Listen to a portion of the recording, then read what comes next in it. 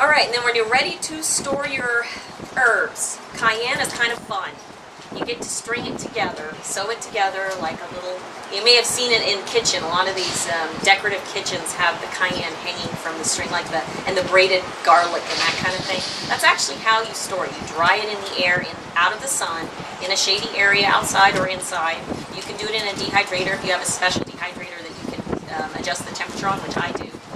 Around 85 degrees is where you want to dry it at. But then once it's dried, it's good. You can put it in jars. Usually use a lot of canning jars. Keep it nice and dry, and then store it in a cool, dark place. Because the more sun it gets after it dries, the more it's going to actually destroy the active constituents in it. Calendula and peppermint are very similar. You just bring them in, you dry them the same way. They're on a tray.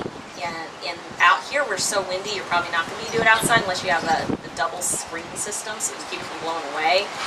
Otherwise, a dehydrator inside or just on a table, someplace where you're not going to mess them up or anything like that. And it doesn't take too long. It takes maybe a day or two to dry. And then and when they dry, of course, they shrink really low. And you can put them in the bags or put them in the jars and store them in a cool place. Now, herbs do not indefinitely store. They will go bad after a while if you don't use them or open them up. The best way you can tell is their color will fade, specifically with the cayenne. And that's even if you go to the grocery store and you're buying cayenne. If it looks kind of orangish or brownish, not just a bright, vibrant, almost the best way to describe it is spicy red, it's not as fresh. And you probably don't want to get that bottle. So you'll notice it's really bright red. That's the one you want. That's going to give you the most benefits. It's going to be, real good. Anything that starts fading after a while, just compost it. It's got a lot of good nutrients still in it, so don't just toss them. You can just compost it. So now I'm going to cover some ways that you can actually use your herbs medicinally. This is a recipe for a cayenne immune support tea. I used this recently. It's a little bit of a variation on a sore throat tea my mom raised me using, but it worked really great. It's 1 teaspoon of cayenne powder, 1 slice of lemon. I actually used a whole lemon because I like lots of lemon. 2 tablespoons of honey and 1 pint of boiling water. And you're going to infuse the cayenne in boiling water for 15 minutes. And what the infusion part there differs from tea is just the time. Tea is steeped for about 5 minutes and then you're done, 5 to 10 minutes depending on what it is. An infusion goes longer. This says to strain cayenne pepper powder out. And the reason they recommend that is the more you leave it in there, the longer you leave it in there, the hotter it's going to get. It stays in there, it just keeps permeating. I actually left it in there because I wanted it to come hot. I'm a glutton for punishment. I've been building cayenne into my diet for a while. I actually like cayenne now. It's good for me.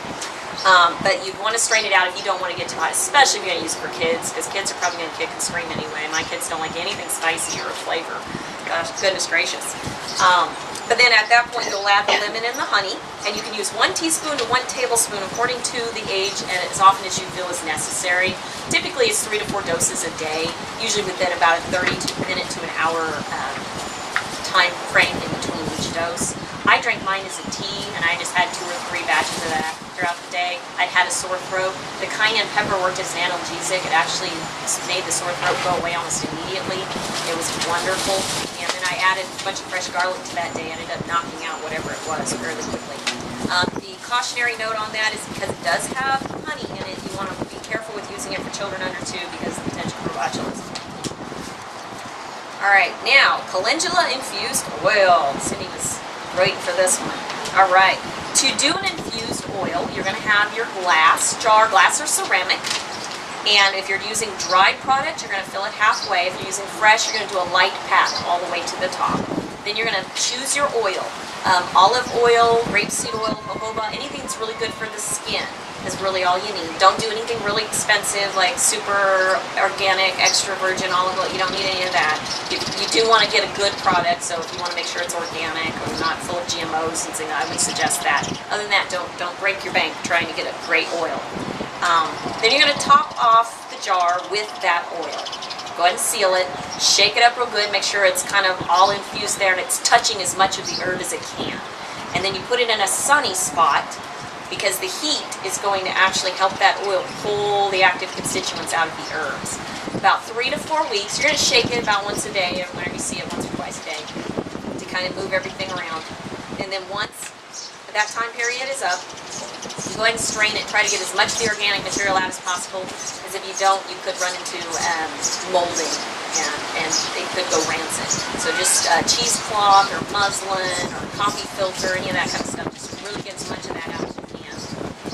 And then label it, and you stick it in the same place you keep your herbs, in a dry, cool place. And that is what you would use for a massage oil anytime you want to use something on your skin to hydrate, if you have a rash, anything that's going to need some help for skin or wound healing, even scrapes and things. If you've gone ahead and used something to clean out, like I use lavender oil, that's what I use preliminarily to kill off bacteria or anything that might be an injury.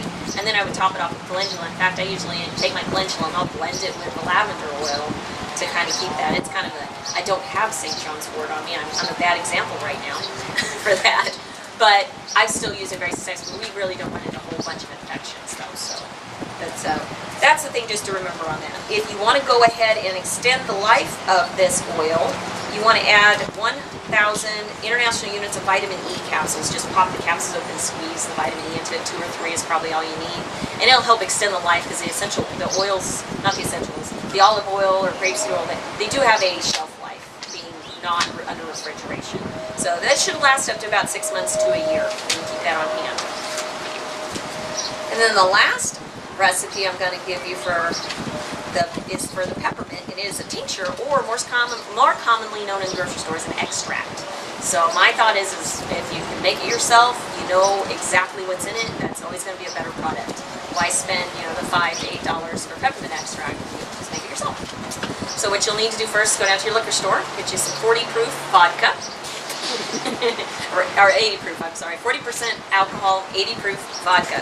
You can also use apple cider vinegar or vegetable glycerin if you're concerned about the alcohol content. But I'm specifically talking about doing the alcohol. You're going to start the same way you do with an infusion. Fill up your glass jar or your ceramic jar halfway with dried or full light pack with fresh herb. Fill the rest of the top of it up to the bottom of the lip of if it's like a cur jar where you've got the little lip there, that bottom lip is where you're able to fill it up with the vodka. Seal it. Shake it up real good so you get all the bubbles and everything out. You're going to want to keep an eye on it for the next couple of days, because the alcohol tends to evaporate just a little bit at the beginning part of doing the tincture for some reason. So you keep topping it off. And then shake it. Put it in a shadier spot in your kitchen or wherever you're going to see it on a regular basis, so you remember to shake it every day. If you can. I don't remember every day, but I do shake it on occasion. Just as long as you do the best you can. The difference in this between the infusion is also time. It's going to take 6 weeks for this tincture to get as much of the active constituents out as it possibly can. And then you do the same thing. You strain it through some muslin or coffee filters, whatever you happen to have on hand, to get as much of that organic matter out as you can. You bottle it, you label it, you stick it in your cupboard to use for baking, for flavoring candies. Peppermint, again, you can use that. You can effectively use that in the place of essential oils if you need to. If you want to make a quick tea or just flavor your teas, you a couple of drops of that, you're good to go. And you just save yourself some money, and you know exactly what is in that product, which is always a bonus. So that is what I have there. We have some handouts that we got from the OHCE on some of the herbs and how to use them. I will be graduating, thankfully, and getting my Master Herbalist degree.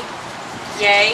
So I'm on hand for questions, and I'm passionate about this subject. I love herbs. I've come to really enjoy this learning path, and I'd like to share what I know. So anybody have any further questions, you can get with me afterwards, and